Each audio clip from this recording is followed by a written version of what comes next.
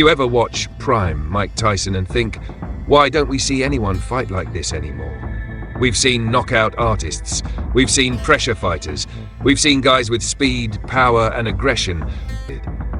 The Peekaboo style was supposed to be a revolution.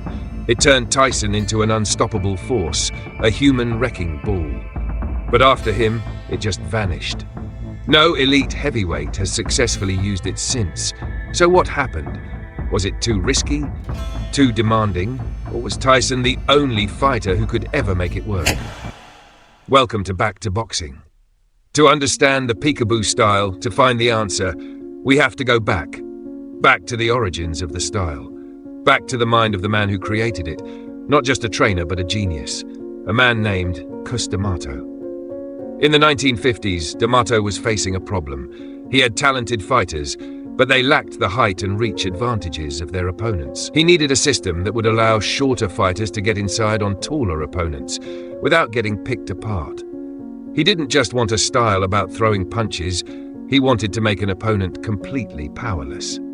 He believed traditional boxing had weaknesses, too predictable, too slow. He wanted something new, something revolutionary.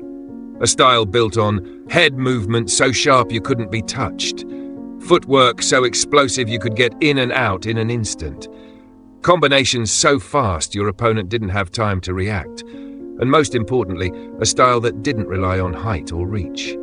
This was the birth of Peekaboo boxing. Unlike conventional boxing where fighters stood tall and measured their punches, Peekaboo was built on constant motion. It was all about bobbing and weaving under punches. D'Amato's first great success with this style? Floyd Patterson. In 1956, Patterson became the youngest heavyweight champion at just 21 years old, a record later broken by Tyson. But at 6'0" and around 190 pounds, Patterson was small for a heavyweight.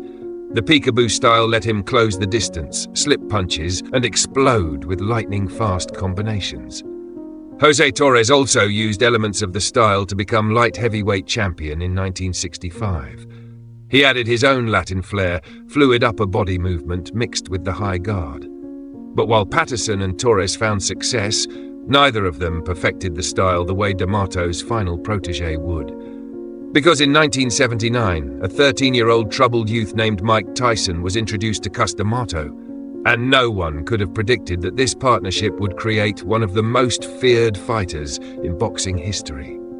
Tyson was the perfect vessel for the Peekaboo style. His natural attributes complemented the fighting system in ways D'Amato could only have dreamed of.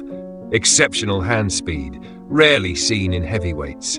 Devastating punching power, thrown from unique angles. Extraordinary neck strength for unreal head movement.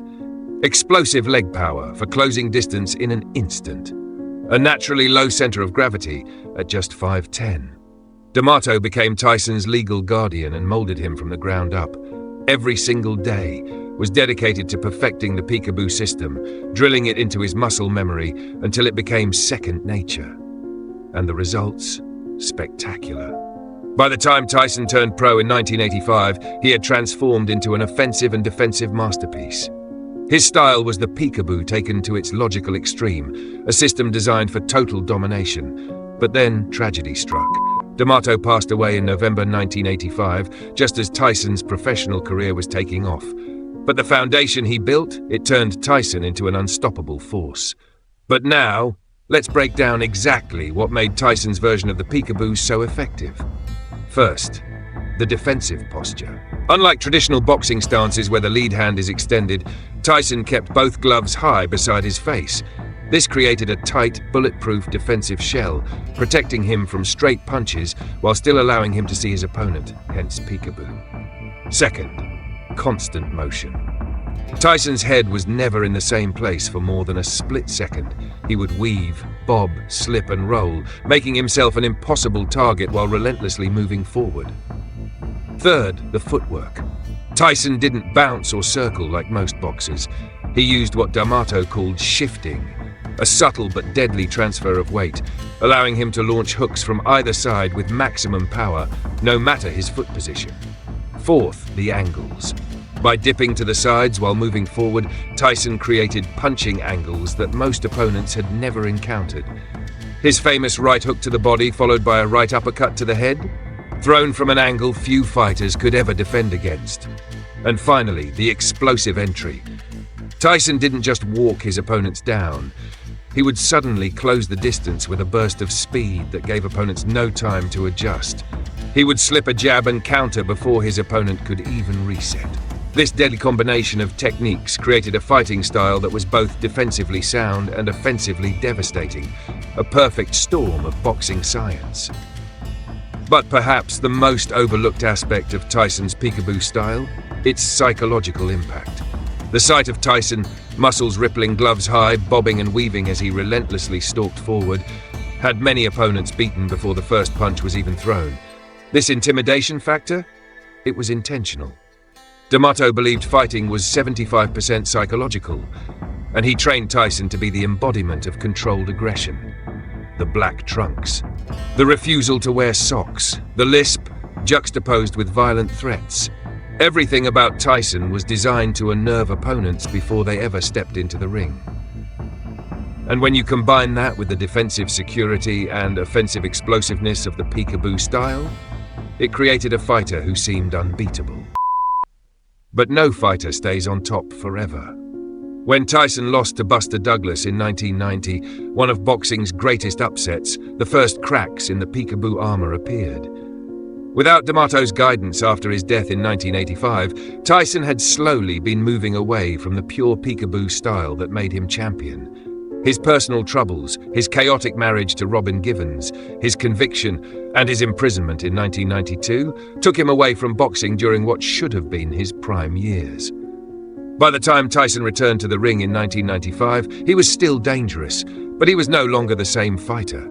The head movement, less consistent. The defensive shell, not as tight. The perfect technique, gone, replaced by more straightforward power punching. Then came the losses. Holyfield in 96 and 97, the infamous ear-biting incident. Lennox Lewis in 2002. These fights confirmed what many had suspected. The Peekaboo style that once made Tyson invincible had disappeared. But now here's the question. If the Peekaboo style was so effective for Tyson, why didn't more fighters use it? The answer? First, the conditioning. Insane levels of stamina were required. It wasn't just about slipping punches, it was about constant movement, staying low, launching explosive attacks. Heavyweights typically rely on size and reach, but the Peekaboo forced a fighter to fight small, stay in motion, and get inside. Most just didn't have the reflexes or the gas tank to keep that up for 12 rounds. Then, boxing changed. The modern heavyweight division favors taller fighters who control distance with the jab. The rise of upright, technically sound boxers, especially from the Eastern European school, made Peekaboo less practical. Against these fighters, a Peekaboo boxer would have to work twice as hard just to get inside without getting caught. And perhaps the biggest problem? The trainers. After Cus D'Amato's death, after the fading influence of his disciples like Teddy Atlas and Kevin Rooney, the knowledge of the Peekaboo system started to fade. Without the right training, even the most talented fighters couldn't execute it at the highest level. But the biggest reason? Mike Tyson was one of a kind. He had the perfect mix, explosiveness, speed, power, and aggression. His short height, perfect for Peekaboo. His quick footwork, unmatched. His devastating counterpunching, deadly. Even if another fighter tried to use it, they would never be able to replicate his effectiveness. While the pure Peekaboo style might have disappeared from championship boxing, you can see elements of it in fighters like Dwight Muhammad Qawi, and more recently, fighters like David Tua, who adopted aspects of the high guard and head movement. In the lighter weight classes, fighters like Timothy Bradley have used modified versions of Peekaboo, combining the high guard with more lateral movement, making it work for their style. Even Canelo Alvarez, though not a Peekaboo fighter, has mastered the shifting technique that allows him to throw hooks from either side with maximum power, regardless of foot position, a direct influence from D'Amato's teachings. And in gyms across the world, trainers still teach elements of the Peekaboo style. For shorter fighters who need to close the distance against taller opponents, the principles of the style remain sound, even if the complete package has become a historical curiosity. But the story of the Peekaboo style is ultimately the story of Mike Tyson himself, a brilliant yet fleeting moment in boxing history, a style that burned too brightly to sustain.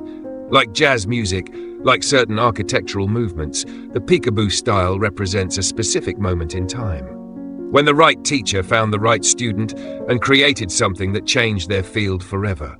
Could we ever see another pure Peekaboo stylist rise to heavyweight championship status? It seems unlikely. The sport has evolved, the athletes have changed, and the perfect storm of circumstances that created Tyson may never be replicated. But that doesn't diminish what Cus D'Amato and Mike Tyson accomplished. They created a style that, for a brief moment in the late 1980s, seemed to have solved the puzzle of heavyweight boxing. And even though the style may have disappeared, the legend of the Peekaboo and the terrifying fighter who perfected it will live forever in boxing lore. Let me know in the comments, what do you think about this? Thank you for watching. Back to boxing.